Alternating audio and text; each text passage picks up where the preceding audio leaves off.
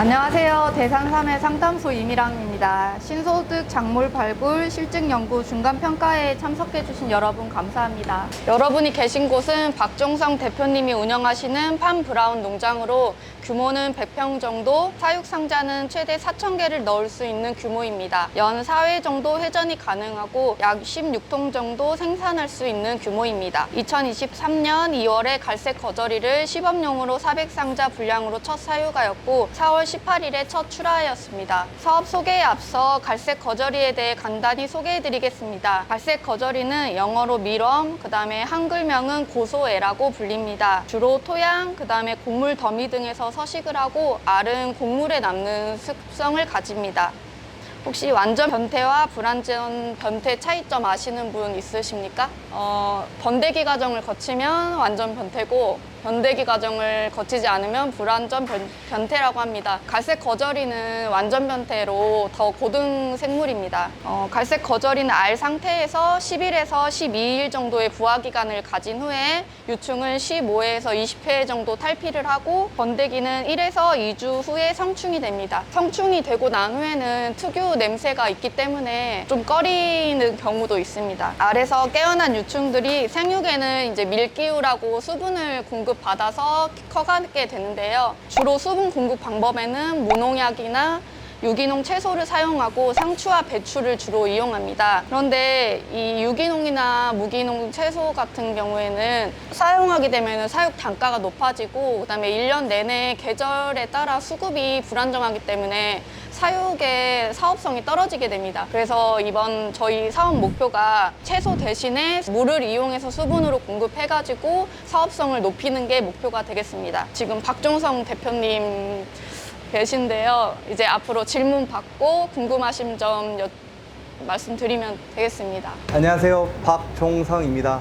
저는 올해 2월부터 갈색 거저리를 사육하게 되었고요. 이렇게 지금 앞에서 말씀하신 대로 연간 16톤, 한 번에 4,000상자를 지금 사육하고 있습니다. 이게 생산만 해가지고 판 건지 아니면 보통 식품으로 뭐 제조를 하는지.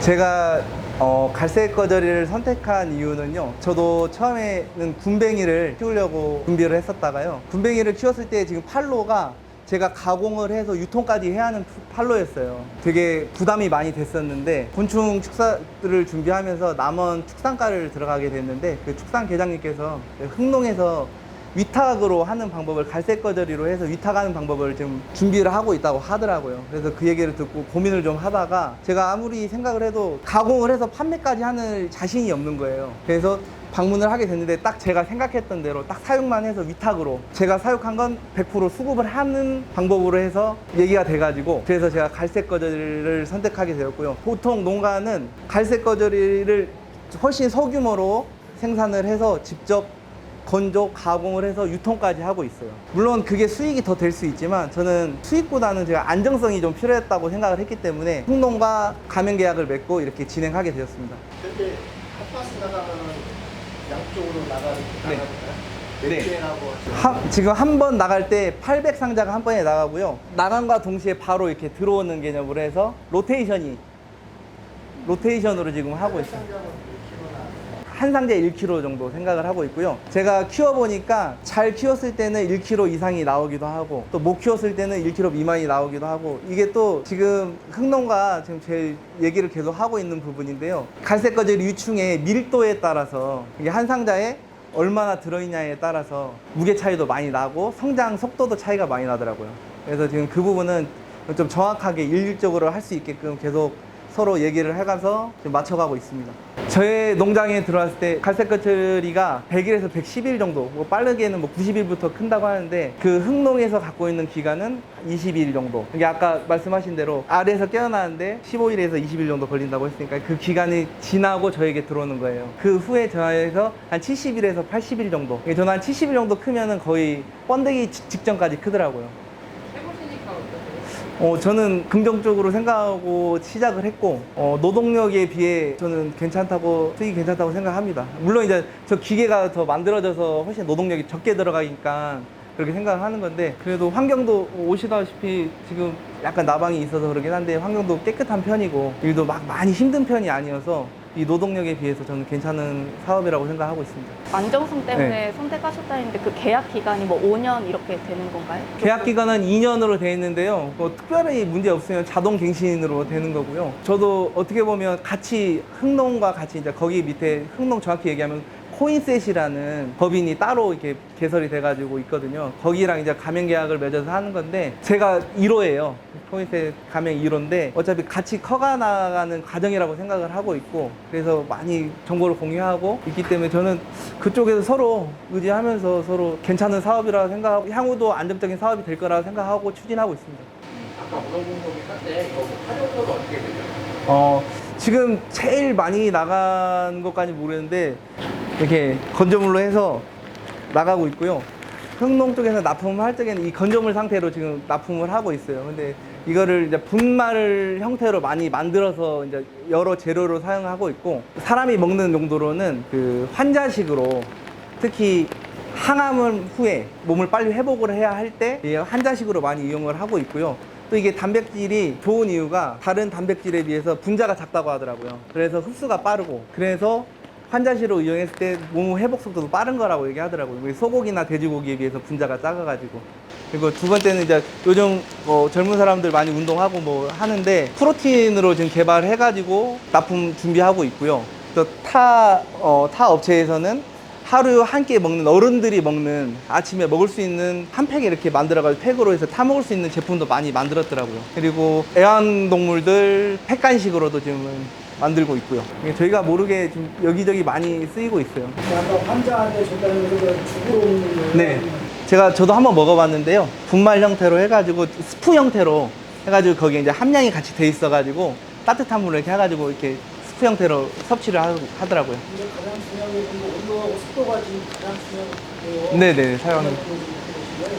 온도는 지금 26도에서 27도 정도 하고 있고요. 습도는 지금 제가 교육받을 때는 60%에서 70% 정도 맞추라고 하는데 갈색거절이 선배님께서 저희 농가를 방문하시고 좀 습하다고 말씀을 하시더라고요. 근데 실제로 한 50% 정도가 여기 공기는 한 50% 정도가 적당한 것 같고 왜냐하면 밀기울 자체에서도 수분을 어느 정도 머금고 있기 때문에 그 정도가 적당하다고 하더라고요. 그래서 지금 여름철이어서 제가 보시다시피 무창개사로 되어 있기 때문에 습도 조절이 좀 어렵더라고요. 그래서 지금 제습기를 지금 2대를 설치해서 돌리고 있어서 한 65% 정도 유지를 하고 있습니다. 나이는 한번 물 주는데 시간은 얼마나 걸려요? 지금 수분 공급 양에 따라 다른데요. 지금 오른쪽 이 두 편에 제일 많이 공급하고 있는데 지금 한 상자당 한 50cc 정도 주려고 하고 있거든요. 한 상자당 이게 제일 컸을 때, 제일 이제 막바지에 사달았을 때 50cc 정도 주려고 하는데 양쪽 다 해서 제일 큰 거는 한 30분 정도. 그래서 좀 제일 작은 거는 한 18분에서 20분 정도 걸리고 있어요. 1층으로 가다 올 거 아니에요? 네네. 이게 거의 살아요? 네. 이게? 네. 거의 살더라고요. 아직까지는 이게 특별히 바이러스가 발견되거나 병이 딱히 없어가지고요. 환경만 습도 조절만 잘 해주면 다른 뭐 해충이나 이런 게 생기지 않기 때문에 잘 살고요. 여기 이제 제일 문제가 되는 해충은 화랑곡나방하고요.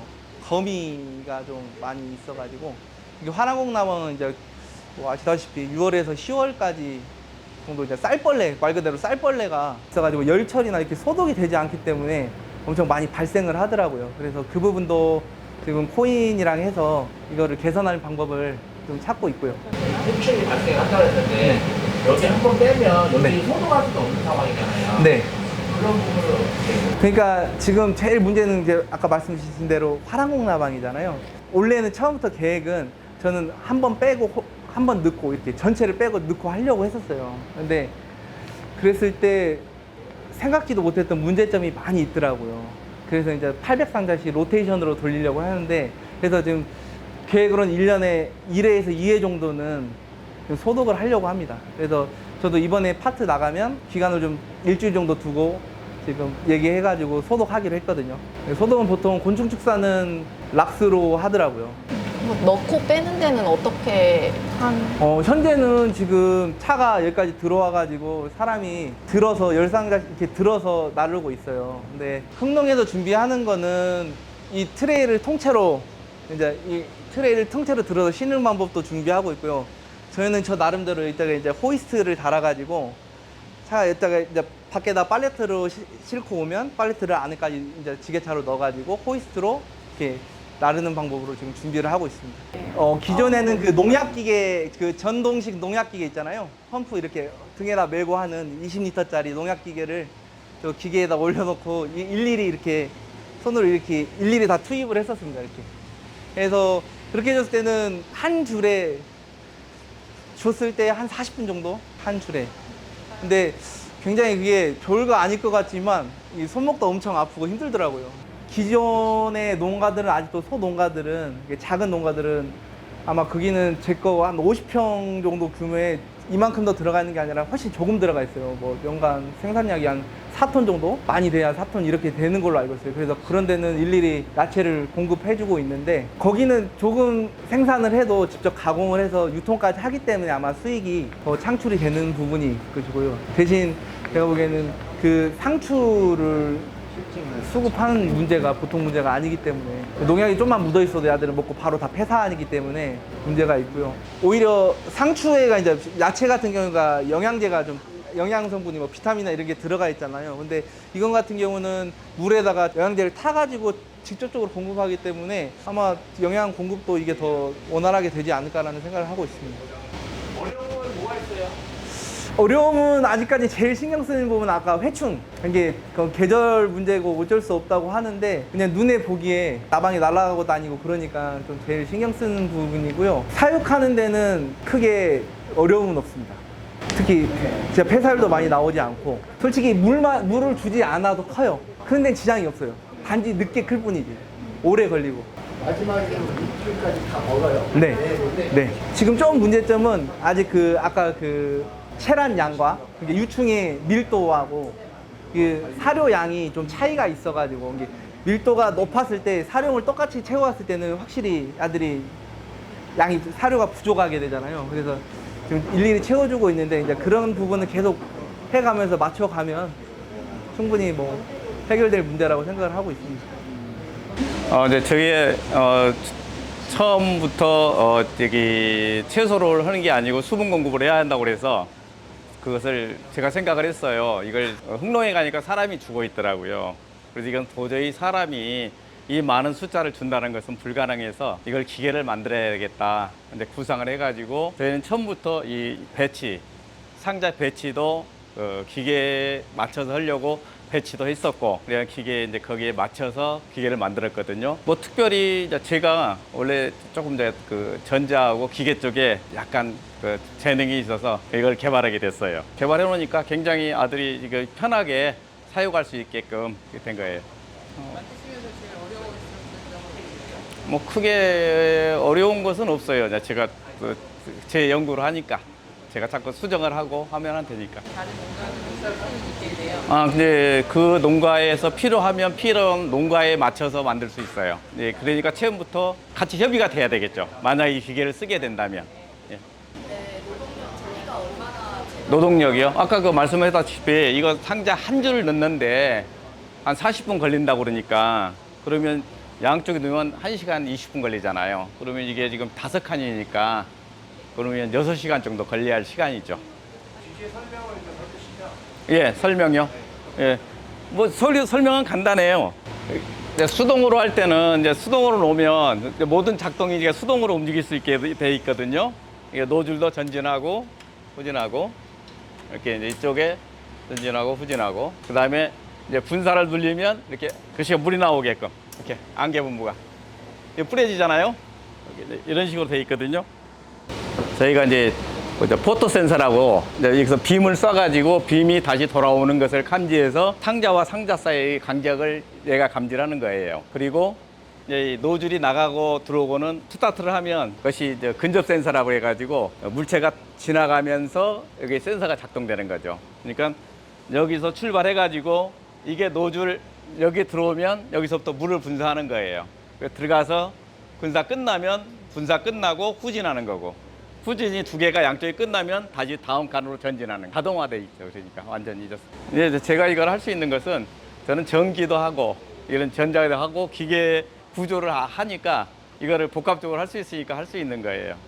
그렇지 않으면 좀 어렵죠. 말하자면 머리를 서로 맞춰야 되니까 근데 이제 뭐 대기업에서 하면 금방 하겠죠. 하지만 이런 시골에서 한다는 것은 이렇게 쉬운 문제는 아닌데 뭐 저는 그렇게 어렵지 않게는 했어요. 이중레인에서 이중레인 갈 때는 갈 때는 네, 수동으로 움직이게 해서. 네. 원래는 이걸 5대를 해가지고 라인마다 설치를 하려고 그랬어요. 근데 굳이 해보니까 그럴 필요가 없고 지금 현재는 2대만 설치하려고 그래. 1대만 만들었는데 1대는 예비적으로 이게 만약에 고장 나면 방법이 없잖아요. 사람이 줄 수도 없고 그래서 2대는 해서 하나는 수리하는 동안에 1대가 다시 대체할 수 있게 이쪽으로 이제 옮겨가죠. 그래서 사람으로 옮겨요. 예.